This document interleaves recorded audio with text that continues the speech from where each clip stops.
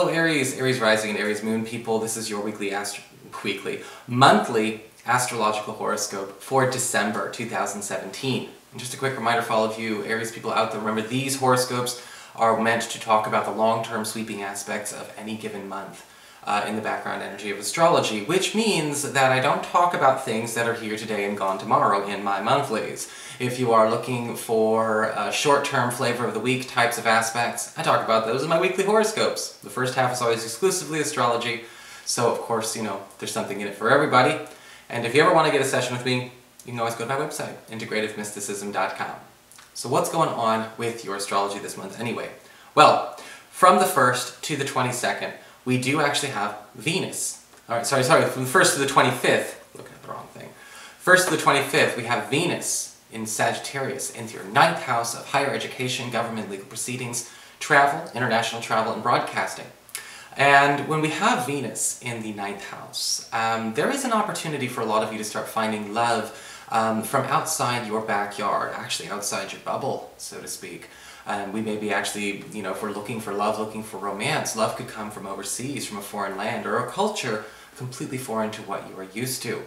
Venus in the 9th house is encouraging this because, again, you know, it's always important to keep expanding our horizons, you know, because the expansion of our horizon is the expansion of our universe. The limits of our language, spiritual, academic, cultural, is the limit of our reality. So this is definitely meant to bring you somebody to help expand on that, but also to even bring you some new love. For those of you who are currently coupled, this Venus energy is going to be expanding again the horizons of the couple itself. There could be lots of opportunities for travel, or at least setting some travel arrangements up for you and your sweetheart. And the two of you may even decide to bond over a change in venue when it comes to either maybe a church or a circle that you go to spiritually. And some of you may actually decide to even take up a course together, expanding on your education in that way.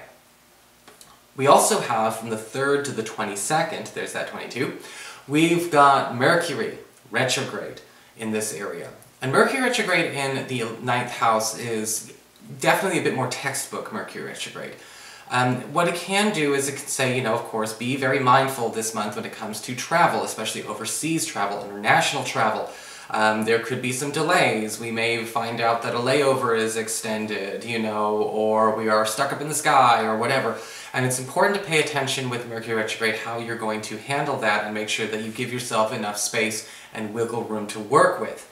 This can also, however, be a good thing. Remember, Mercury retrograde brings up a lot of the re-words, the revisit, review, and sometimes renew. And this can actually be lovely for those of you who are involved in, again, any academic or government or legal proceedings that you need to bring back on the table.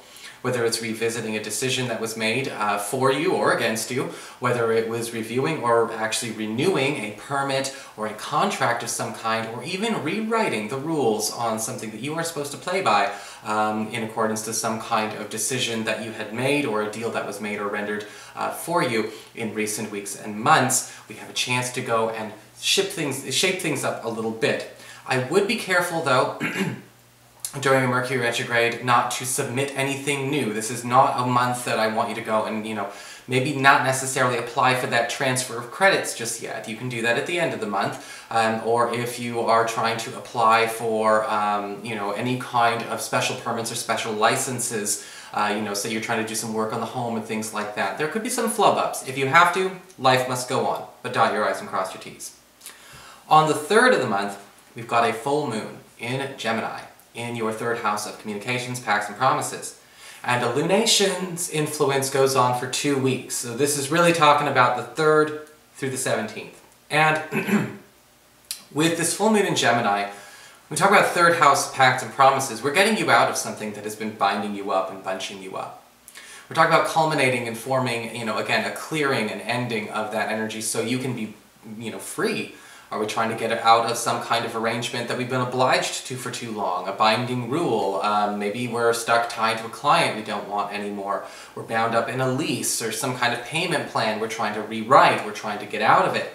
This is the moon you want to see because it unlocks the chain and cuts the cord for you. Okay? On the 9th, we have a full moon. Without a full moon, we just talked about a full moon. We've got Mars your ruling planet, action and energy, moving into Scorpio, into your 8th house of shared resources and passive income, as well as intimacy. Now with Mars in the 8th house from now until about the end of January, we've got a lot of you Aries people in a wonderful position for those of you who are trying to maybe drum up some money for an independent business. Some of you may be working on trying to get into an independent business. Some of you may be trying really, really hard to, or boost the profits of, say, an investment, boost the profits of your personal enterprise. And Mars will bring you those opportunities. However, it will be bringing them, it may sometimes push us over capacity. So be careful about taking on too much, especially if you're a sole proprietorship or a small LLC, because it can backfire. So, use discretion. You can trust yourself. Mars in the 8th house, however, can indicate a need to be very, very careful and very judicious when it comes to handling, things like loans and debts. Be careful not to take too much out on credit during this time, because you will qualify for more than you're asking for.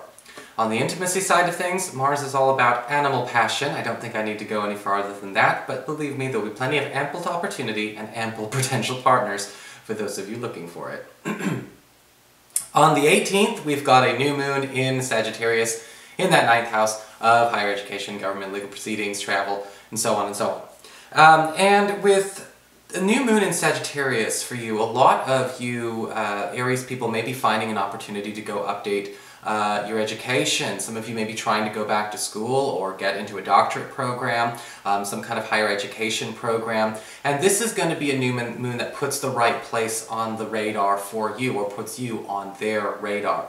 This is also great for those of you looking to file for some kind of transition work, maybe trying to work overseas, trying to launch a new website, or update your website, or change your services that you provide and get the best response possible. However, be careful. Remember, Mercury is retrograde until the 22nd, but luckily, this lunation again goes all the way to the end of the month from the 18th, so there's still plenty of time to take full advantage.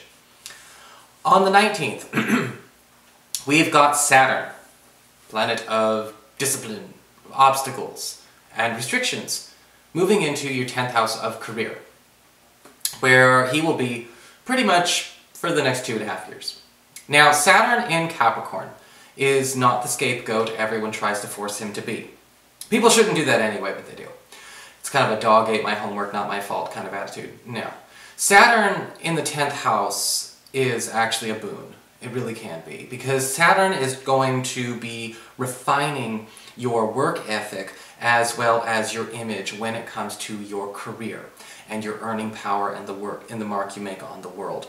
Sometimes with Saturn we get pressured to take on jobs that are very, very hard, but they are very, very rewarding. It's not the same as, say, Saturn in the 2nd house, where it kind of forces us to control our budget. Our money's going to be just fine. But with Saturn in the 10th house of career, it's kind of pushing you to see what your new limit is. Again, as far as labor, as far as workloads, what you can handle. And with Saturn in the 10th house of the next 2.5 years, you may be finding out you're taking on really, really hard jobs, and sometimes in unstable environments when it comes to work, and yet earning more and more prestige at the same time. Remember, always honor the Saturn challenge. If you go with the Saturn energy, you get rewards, usually something huge at the end. But if you don't, if you fight it, you sit back and cry about it, he's just going to push you more and more. Saturn has a tendency to set fire to the back burner if we leave something on there for too long. So just keep that in mind. Now, the Sun is moving into this area of your chart as well, and this is going to add some much needed lightness and ease to this transition on the 19th. And from the 19th through the 3rd week of January, we do have the Sun and Saturn working very, very well together to call attention to you in order to get you, again, more challenging and more competitive work, and also at the same time to get you in a better place when it comes to working with possibly a new authority figure who's going to be the perfect mentor or the perfect guide to, again, your upward mobility. We have this actually sort of almost like a tutelage being offered to you through your own job. Again, more of a leg up program than anything else. On the 25th, more favor and more good news on the career, on the money front as well. Venus is moving into the 10th house, and again, Venus in the 10th house from the 25th of this month, well through the end of January, is going to be bringing you a lot of opportunities that are coming with great ease. You're going to be the first pick for a lot of competitive opportunities and competitive chances. And this may be exactly what the doctor ordered, especially for those of you who are out there, wondering how you're going to, take the next step when it comes to your career and what you want to be known for. So that is your horoscope. I hope you enjoyed it. If you did, please like, share, and subscribe. I appreciate it. And of course, if you ever want to get a session with me, you can always follow the links below or go to integrativemysticism.com.